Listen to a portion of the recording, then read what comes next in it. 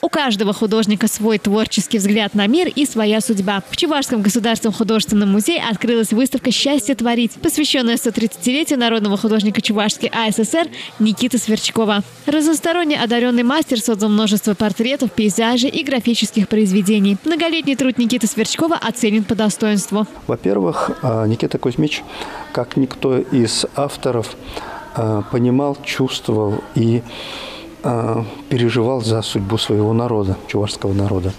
Ему не безразлично было прошлое этого народа, культура, языческая культура, вот это тоже надо отметить. Все-таки Чувашия воссоединилась с Россией, и мы приняли православие, то есть православная вера в Чувашии.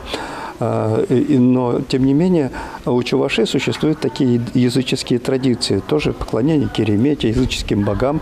И в своих произведениях, в своих полотнах Никита Кузьмич обращался как раз вот к этой теме.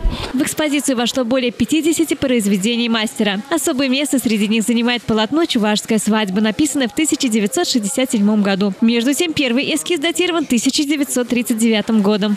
А это значит, что мастер работал над этим полотном в общей сложности почти 30 лет. Никита Кузьмич упорно искал наиболее выразительную композицию, стремясь сделать образ невесты центром картины и в то же время показать все своеобразие чувашской свадьбы, всю многоликость свадебных гостей. Здесь, конечно, сюжетная линия завязывается на фигуре невесты, которая по традиции прощается с родителями, со своей родной деревней и уезжает к нелюбимому мужу, вот как вот мы трактуем эту композицию, в другую деревню. Вот. И тут же мы видим фигуру небогатого, но любящего парня, который, естественно, не мог на ней жениться. Ну, то есть существует тут такая драматическая завязка.